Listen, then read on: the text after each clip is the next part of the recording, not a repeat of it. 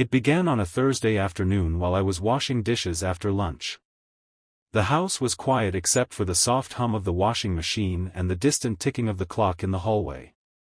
James had left for the office like he did every day, coffee in hand, rushed goodbye kiss on my cheek, quick, "I'll see you at dinner," before backing out of the driveway. We had been married for 18 years. We had 2 kids, Ethan, 16, and Lily, 13. I had given the best years of my life to this marriage. I had sacrificed my ambitions, put my art dreams aside to hold the household together while James focused on his career in corporate finance. I believed we were a strong couple. Not perfect, but stable. Or so I thought. That afternoon, his iPad chimed on the kitchen counter with a notification. I wiped my hands and glanced at the screen. A message popped up from someone labeled R. I wasn't the type to snoop, but that name caught my eye. It wasn't a name I recognized. His co-workers, friends, family, I knew them all. I unlocked the tablet without thinking. And then it happened. The screen opened to a thread of romantic, flirty messages. "Can't wait to see you again. Kiss mark. You looked so gorgeous last night. Wish I could wake up next to you every morning." Photos of a girl no older than her early 20s, dark hair, pouty lips, selfies in the bathroom mirror with messy hair and lingerie that made my stomach twist. I felt dizzy. My heart hammered in my chest. My fingers scrolled automatically. The messages went back weeks. Dinners, hotel bookings, secret lunch breaks. Pictures of them together, him smiling in a way he hadn't smiled with me in years. I read a text from him saying, "You make me feel alive again." My knees buckled, and I sat at the table, hand trembling as I held the device. It felt like someone had stabbed me right in the heart. The betrayal was so raw, so sudden, I couldn't breathe. I had seen stories like this in movies or heard them as gossip, but never, ever did I think I would be that woman. His confession. When James returned home that evening, I confronted him. I didn't scream. I didn't throw things. I simply placed the iPad on the table and asked, "Who is she?" At first, he pretended not to understand. His face went pale when he saw the screen. "Sarah, please, let me explain." But what could he explain? The evidence was right there. I asked how old she was. He hesitated before mumbling, 22. 22. She was barely 5 years older than our son. Something in me broke. He tried to reach for my hands, but I stepped back. "How long?" I asked. His shoulders sagged. 3 months, 3 months of lies. He said things like, "It didn't mean anything," and "She made me feel young." He told me I had become distant, busy with the kids and house. That our marriage felt routine. He blamed stress, boredom, age. I felt rage rise inside me. I told him he had the audacity to destroy our family over boredom, over feeling a little old. He kept saying he loved me, that he didn't want to lose me, that this was just a mistake. But all I could hear in my head were those texts. Her young face in the photos. His smile that I hadn't seen in so long. I left the room while he tried to follow. I locked myself in our bedroom and cried silently until dawn. The separation. Over the next few days, I did the bare minimum. Cooked, cleaned, talked to the kids, but barely looked at him. He kept sending long messages to my phone, left notes on my nightstand, begged to talk. But I was numb. When Ethan and Lily were at school, I packed a small suitcase and left to stay at my sister Clara's house. Clara welcomed me with open arms and didn't ask too many questions until I was ready. That night, curled up on her couch, I told her everything. She listened. She didn't interrupt. When I finished, she hugged me and said, "You're stronger than you think." I spent the next week trying to process everything. The nights were the hardest. I couldn't sleep. I thought about the first time James and I met at college, our wedding day, the birth of our children. All those memories, sweet, beautiful moments, now felt tainted, like they belonged to a different lifetime. I cried until my chest hurt, until I had no tears left. Clara drove me to a quiet park one morning and made me walk. The air was cool, the sky clear blue. She said, "You have two choices right now, let this destroy you or let it push you into a new life."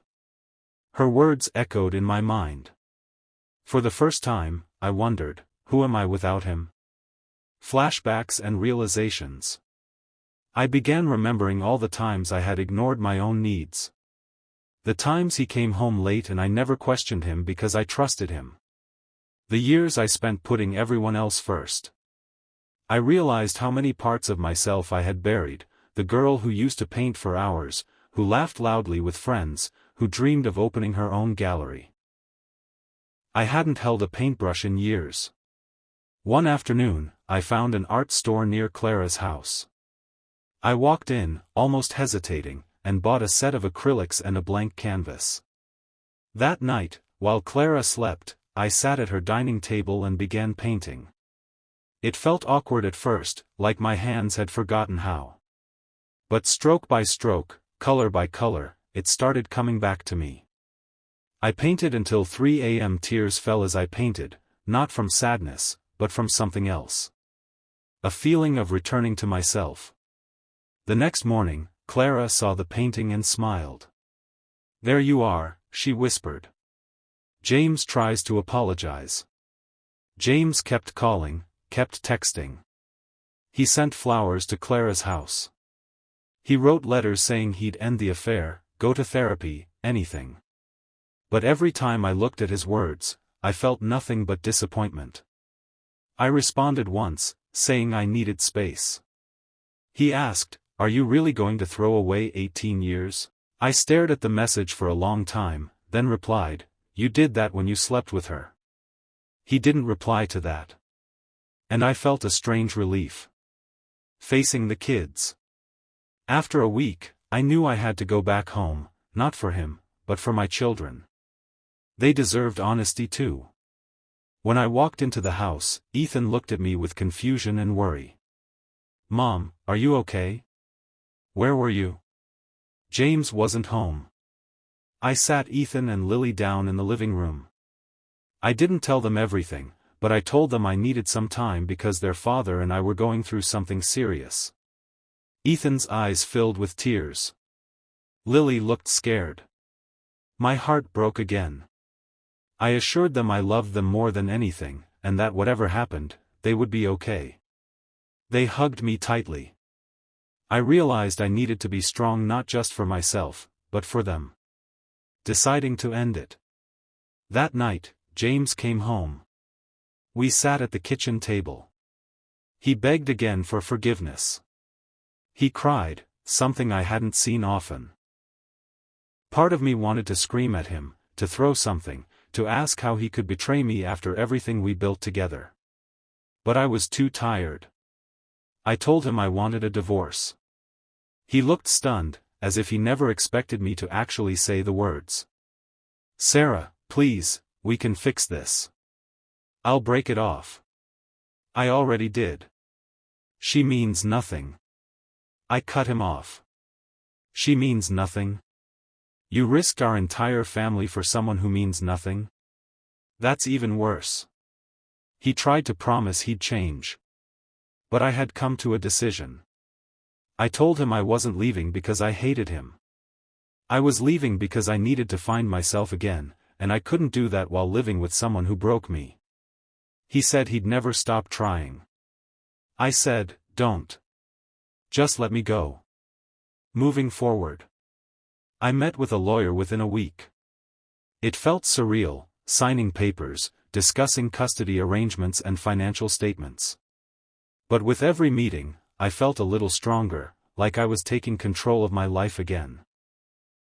I unpacked my paint supplies at home and turned the guest room into a small studio. I painted every day while the kids were at school. People online began noticing my work. A local cafe owner DM'd me asking if I'd like to display a few pieces. I felt something I hadn't felt in years: excitement. The days after filing for divorce were strangely quiet, both inside and outside me. The chaos of the discovery, the confrontation, and the initial emotional storm had passed, leaving behind a heavy silence. But now that silence began to feel less like suffocation and more like space to think, space to breathe. I spent the mornings cooking breakfast for Ethan and Lily, making sure they still had some kind of routine. They both were still confused, hurting in their own ways. Ethan started withdrawing into his room more. Lily clung to me, asking if I was okay every night. I answered yes, even when I wasn't, but I had made up my mind, would not let my pain spill over into their lives forever. I would build a new life, not a broken, sad life, but a peaceful one. I owed that to them, and to myself. Reconnecting with myself. Every afternoon after the kids left for school, I went into my makeshift studio. I painted non-stop. Sometimes I finished a piece in one sitting, other days I just mixed colors and cried quietly as I moved the brush. Art became not just a therapy, but a rediscovery of who I once was. One morning, I painted a stormy ocean with a lone woman standing on a cliff, wind in her hair, facing the waves, not running from them. When I finished, I stepped back and looked at it. I didn't see sadness in her posture. I saw defiance. I took a picture and posted it online with the caption, "Starting over doesn't mean you're lost, it means you finally found the strength to leave the wrong shore." The post went viral in a day. Women began commenting. "This is me right now, I needed this, thank you for sharing your strength." For the first time since everything happened, I felt useful again. Unexpected support. I received a message from an old college friend, Mia, whom I hadn't spoken to in years. We had drifted apart after graduation, kids, life. She wrote, "Sarah, I just saw your painting online. Are you okay? If you ever need someone to talk to, I'm here." She was divorced too, had gone through a terrible breakup 5 years earlier. I called her, and we talked for 2 hours. She said, "It's going to hurt for a long time. But there will be a day when you wake up and feel light again. I promise." Talking to her made me realize how many women had gone through what I was experiencing. I wasn't alone. My pain was valid, but it was also survivable. James begins to lose control. James started to panic almost 2 months into the separation. He called me late at night, drunk, saying he missed me, that the house felt like a tomb. He admitted the girl, Rachel was her name, had stopped responding to him after he told her things were getting complicated. She said she never wanted to ruin a family, he cried. "I lost both of you." His voice sounded hollow. I felt nothing. No pity, no forgiveness. Just emptiness. I told him calmly, "This was your doing." And I hung up. The next morning, he left a long message saying he was spiraling, that he couldn't function without me. But I didn't respond. I forwarded the message to my lawyer, just so there was a record of his emotional instability. It was shocking, and at the same time, a relief, to see how fast his life was falling apart. He started missing work, drinking heavily, begging mutual friends to talk me out of the divorce. But my mind was made up. The more he unraveled, the clearer the truth became: I had spent most of my marriage holding him together. Not anymore. A new routine. Meanwhile, my life started taking shape again.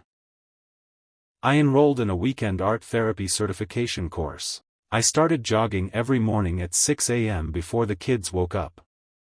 I joined a small online community of female artists and divorced women, where we shared both artwork and life stories. I even went out for coffee alone once a week, learning to enjoy my own company again. One day, Lily knocked on my studio door and asked, "Mom, can I paint with you?" I smiled and handed her a small canvas. She painted a field of star-shaped flowers and said, "This is how I see you." You're like a blue flower, hard to find, but beautiful. I cried that night, not from pain, but from how deeply my children saw me, even in my broken state. First public exhibition. 2 months later, I got an invitation to display my work at a local art fair. I submitted 4 paintings, those the organizer had seen on social media. On the day of the event, I stood there behind my little booth, nervous but proud. People stopped to look, some bought prints, others asked about commissions. An older woman touched the stormy ocean painting and asked, "Who is she?" I said, "She's me." The woman nodded with tears in her eyes and said, "She's all of us." I came home with more money than I expected, and also something priceless, validation. I wasn't just a wife, a mother, a betrayed woman. I was an artist again. I framed the check from that day and hung it in the studio as a reminder, I can stand on my own. New friendships, new energy. Mia, my old college friend, came to visit soon after. We spent the weekend cooking, laughing, drinking tea late at night. She looked at me and said, "You look happier, even though I know your heart still aches."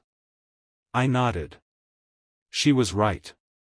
The pain was still there, but it was softer now, almost background noise. During her visit, we talked about hosting a small women's healing circle online, where women could talk, paint, and share stories of betrayal and resilience. I loved the idea. Before she left, she hugged me and said, "You're going to help a lot of people with your story." That sentence gave me goosebumps. James tries one last time. One afternoon, James showed up at the house unannounced. I opened the door and stood there silently. He looked thinner, tired, like he hadn't slept in days. "Sarah," he said quietly. "I'm losing everything. Please. I will do anything. I will go to rehab, to counseling. I'll spend the rest of my life making it up to you. Just don't leave me." I felt a pang of sadness, not for him as a husband, but as a person who destroyed himself. I said calmly, "We will always be connected through our children. But I can't be your wife." He dropped to his knees and cried, begging. I didn't cry. I didn't yell. I said, "Please stand up. This is not who you were. But I can't fix you. I have to save myself now." He finally stood. He whispered, "I still love you." I replied, "I know. But I don't love the man you've become. And I need to love myself more now." He left. And I felt an enormous weight lift off my shoulders. As if the door didn't just close behind him, it closed behind my past. Discovering new dreams. Weeks passed. My art account grew rapidly online. People asked if I would consider hosting workshops. I began planning Art for the Broken-Hearted, a weekend workshop for women dealing with grief and betrayal. I rented a small studio downtown for 2 days. 10 women showed up on the first weekend, each carrying their own heartbreak. We painted, cried, laughed, shared stories. At the end of the workshop, one young woman said, "You helped me find myself again." I hugged her tightly. That night, I lay in bed feeling a warmth I hadn't felt for years. Purposes.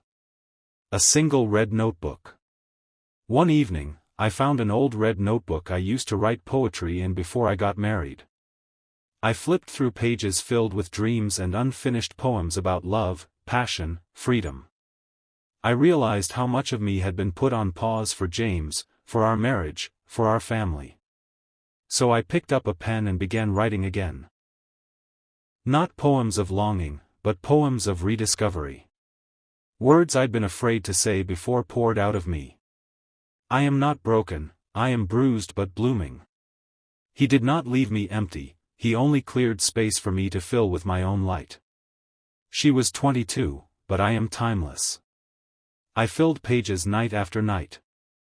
It was healing, almost spiritual. The official divorce. Finally, the day came when the divorce was finalized. I signed the final papers at the lawyer's office, hands steady. James was quiet, eyes red. He nodded respectfully when we walked out. He whispered, "Goodbye, Sarah." I nodded back, "Goodbye." There were no fireworks, no rage, just an ending. Clean. Final. A chapter closed, a new one beginning. I walked outside and the sky was cloudy but bright, like a canvas waiting for paint. The first week after the divorce was officially finalized felt strangely calm. I woke up early each morning, made coffee, and just sat by the window watching the world outside. Not rushing, not thinking about anyone else's schedule, just breathing. Freedom didn't come in a loud dramatic moment, it came in small, quiet ways. The kind that made me feel grounded again. I decided to change things around the house. I painted the bedroom a soft sage green, removed all the decorative items James had picked, and replaced them with my paintings and simple, comforting decor. I donated his old suits that were still hanging in the closet. I rearranged the furniture in the living room to make it feel like my space again. Every change I made felt like reclaiming a part of my identity. A conversation with my son. One evening, Ethan came to me and said, "Mom, you seem happier now." I turned to him and asked if he was angry, at his father, at me, at everything changing. He took a deep breath and said, "I was angry. I still am, sometimes. But I think we're all better this way. You smile more now. Lily says you laugh again." I hugged him tightly. He was becoming a young man, more mature and perceptive than I expected. I told him I was proud of him. He said he was proud of me. That small exchange filled my eyes with tears. It reminded me that healing wasn't just for me. It was for my children too. The birth of something new. The art workshop idea grew faster than I imagined. Women kept signing up. Some traveled from other cities. They shared their grief, painted through tears, and left with hope. I realized I had accidentally created a safe space, a space I myself had needed months ago. I decided to call it Resilience Art Studio. I designed a logo, registered a small business, and rented a permanent studio downtown. It was a beautiful brick space with tall windows and wooden floors. Every corner felt warm and full of potential. On opening day, Clara and Mia were there helping me set up. My kids helped hang string lights and arranged the easels. When I switched on the lights and saw the entire room glowing, I exhaled a long, deep breath. My life had changed completely. And somehow, it felt like this was always where I was meant to be. First signs of a new life. With the studio open, I spent mornings painting and evenings hosting workshops. Word spread, and soon local magazines were writing about my healing project. One journalist even wrote, "From betrayal to brilliance, a woman turns heartbreak into art and empowerment." Those words stuck with me. They made me realize I had turned my pain into something meaningful. It didn't erase what happened, but it reshaped it. One afternoon, after a session, a woman named Grace stayed behind. She had been cheated on by her fiancé. She looked at me and said, "You gave me hope today for the first time in months." I held her hand and said, "You gave it to yourself. I just reminded you it was still there." That night as I drove home, I felt a warmth in my chest that had nothing to do with anyone else. It was self-worth. Real, untouchable, and finally mine. An unexpected invitation. One day, a message popped up on my phone from Ethan's art teacher, Mr. Bennett. He had visited my studio anonymously and had been impressed. He said the school was hosting an annual charity art auction and asked if I'd be willing to donate a painting or even speak at the event about healing through art. At first, I hesitated. I wasn't used to being in the public eye. But then I thought, this was exactly what my new life was about. Sharing, healing, empowering. I said yes. The night of the auction. I wore a long navy blue dress and light makeup. It was the first time in years that I dressed up for myself, not for James or for a formal family event, but simply because I wanted to feel beautiful. As I walked into the school hall, people greeted me warmly. Some recognized me from online. I felt proud, nervous, but excited. When I stepped onto the small stage to speak, I took a moment to breathe. I looked into the crowd and saw a room full of parents, teachers, students. And then I spoke. Not as a victim, but as a survivor. I used to think that betrayal was the end of everything I knew, I began. But now I see it was the beginning of a new life. One I never thought I'd have the courage to build. The audience was silent, moved. Some were wiping away tears. When the speech ended, I was met with applause, not the loud, cheerful kind, but the deep, supportive kind. It felt like acceptance. Like my story mattered. A spark of something new. After the event, Mr. Bennett approached me with a smile. "You were incredible up there," he said. "Your words really reached people." We spoke briefly. He was tall, calm, with kind eyes. He mentioned that he also painted, though more as a hobby. He asked if I'd be interested in collaborating on a community art project for teenagers struggling with mental health. I said I'd love to. As we talked, I felt a rare sense of ease, the kind you feel around someone genuinely respectful and gentle. When I got home that night, I didn't think of James. I thought of possibility. The past tries to return. A few weeks later, I got a letter in the mail, from James. I sat at the kitchen table and slowly unfolded it. It was long, heartbreaking in its own way. He wrote. "Sometimes I wake up and I forget you're gone. I reach out and expect to find you beside me. And when I remember I'm alone, it hurts more than I thought possible. I know I ruined everything. I understand why you had to leave. I just want you to know that I am trying to get better. I'm in counseling and trying to stop drinking. I know it's too late for us. But I want to say thank you, for everything. I hope one day you can forgive me, even if it's just in your heart, so you never have to carry anger again. You deserve peace. You always did." I stared at the letter for a long time. And I realized. I wasn't angry anymore. Not really. I hadn't even noticed when the anger faded. It had simply been replaced by focus, purpose, and growth. I folded the letter neatly, put it in a box with other things from the past, and set the box in the closet. I didn't throw it away. I didn't want to. But I no longer needed it in sight. New connections. Over the next few months, I worked with Mr. Bennett on the teen mental health art project. His first name was Daniel. We began texting about project details, then jokes, then casual personal things. He would ask how my day was. He'd send a picture of a sunset and say, "Thought you'd like these colors." We didn't cross any boundaries. This wasn't romance, not yet. But it was something delicate, gentle, respectful. A friendship that made me feel seen in a way I hadn't felt in years. One afternoon, after a workshop, we sat on a bench outside the studio to talk about the project. He said, "It's rare to see someone turn pain into something so healing for others. I admire that." I thanked him and, for a moment, our eyes met and lingered. There was warmth, but no rush. I smiled and said, "I never imagined I'd start over like this." He replied softly, "Sometimes starting over is exactly what we were born for." A letter to myself. That night, I sat at my desk with a red notebook and wrote a letter, but this time, to myself. "Dear Sarah. You thought your world ended the day you found those messages. You thought you would die from the pain. But here you are, breathing, creating, leading, inspiring. You are not alone. You are loved, by your children, by friends, by women you've never even met. You are brave.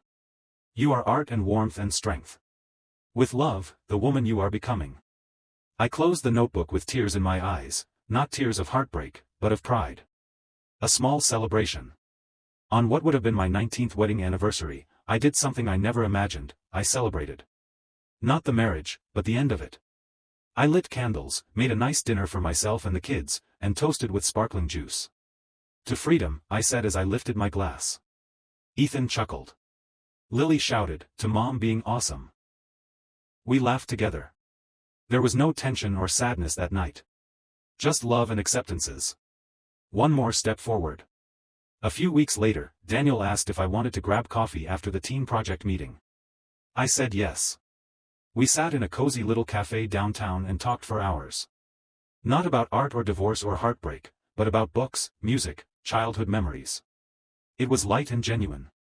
When we left, he walked me to my car. He smiled and said, "This was nice. I hope we can do it again." I smiled back. I'd like that. There was no rush, no expectations. Just a gentle beginning of something I wasn't afraid of. The months that followed were a quiet healing season, no more intense shock, no more daily crying. Just soft days where sometimes I was productive and inspired, and some days I simply rested. Healing, I learned, wasn't loud. It was silent rebuilding. I found myself focusing less on what I had lost, and more on what I was gaining. Independence, purpose, self-respect, and the kind of happiness that didn't depend on anyone else. I realized that after everything, my heart still beat full of compassion, not bitterness. That felt like the biggest victory. Co-parenting and closure. James and I eventually reached a peaceful co-parenting routine. He apologized again, sincerely, and this time I felt the truth in his voice. He had gotten therapy. He had stopped drinking. He had accepted that we could never go back, but he wanted to be a better father. One afternoon while exchanging the kids, he said, "You seem radiant." It wasn't flirtatious. It was simply an observation. I thanked him gently and said, "I hope you also find who you're meant to be." There was no hatred. Just closure. That evening, I journaled something important. Forgiveness is not letting them back into your life. It's letting the hurt out of your life. And I truly meant it. Resilience Art Studio expands. Resilience Art Studio grew bigger than I expected. More women, even teenagers and elderly widows, joined the sessions. Word of mouth traveled fast. One local magazine featured my story as a Phoenix story, how Sarah Thompson turned betrayal into a sanctuary. That headline made me feel powerful.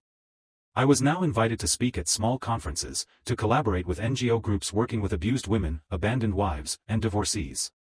Every time I stepped up to speak, I remembered the night I first found those messages, how shattered I was, and I compared that broken woman to the one I had become. I barely recognized the woman from before, and I smiled. I was no longer a victim. I had turned my ashes into light. A new kind of love, soft and slow. Daniel and I continued to see each other on and off, casually. But it was gentle and pressure-free. He respected that I wasn't ready for a heavy relationship. It started with coffee, then a movie, then long walks where he told me about his past, his joys, his fears. There was no judgment, no expectations. For the first time, I felt seen, not as a wife, not as a mother, but as a woman in her own right. One evening, after another long project meeting, he stopped outside my studio door and said, "I like you. I want you to know that. And I'm willing to go slow, or even just be a friend if that's what you need. No pressure." I was quiet for a moment, then said, "I like you too. And slow is exactly what feels right." He smiled the softest smile, no rush, no chaos, just warmth. That night I slept peacefully, knowing that even my heart was healing. A letter from the future, symbolic final closure. On a rainy day, almost a full year since the affair, I sat at my desk and wrote myself one last letter, like a time capsule to close this chapter. Dear future me. You survived. Not just survived, you bloomed. The woman you are now is not ruined by betrayal. She is redesigned by truth and courage. She has raised 2 loving children, built a safe space for wounded souls, found joy again in colors and canvas. She is loved and worthy, with or without a partner. If life brings love again, she will receive it, not because she needs it, but because she deserves tenderness. The past is not her prison anymore. The future is hers, bright, unknown, beautiful. I folded the letter and placed it inside my red notebook. I decided that was the final page of my grieving chapter. 1 year later. A new beginning. Exactly 1 year after I moved out from the marital home, I stood at the studio window watching the sunrise. Daniel sent a text, "Look at the sky this morning, it looks like one of your paintings." I smiled. My phone buzzed again, a notification from the local community center. They had approved funding for my free art therapy sessions for women across the city. It was official. My little studio was now a recognized healing hub. I exhaled slowly and felt a profound peace. When the kids woke up, we had pancakes together. Ethan said I should publish a book of my art and poems one day. Lily said she wanted to help arrange flowers for my next gallery showing. My children weren't merely coping, they were thriving because I had chosen to become healthy and happy again. Later that day, Daniel and I met for lunch beside a lake. We walked under the trees. He gently reached for my hand. I didn't pull away. For the first time in a very long time, I didn't feel afraid of being loved. I looked up at the sky and silently thanked the universe, not for the betrayal, but for what it led me to discover inside myself. Final words, a full circle. So, yes, my husband cheated on me with a woman young enough to be his daughter. And I truly thought it would destroy me. But now I see it was a rebirth. It forced me to find my self-worth. It set me on a path to help others heal. It pushed me to live, not just exist. He broke my heart, but in the breaking, I found strength I didn't know I had. Betrayal did not end my story. It started a new, more powerful one. Today, I walk forward, head high, heart open.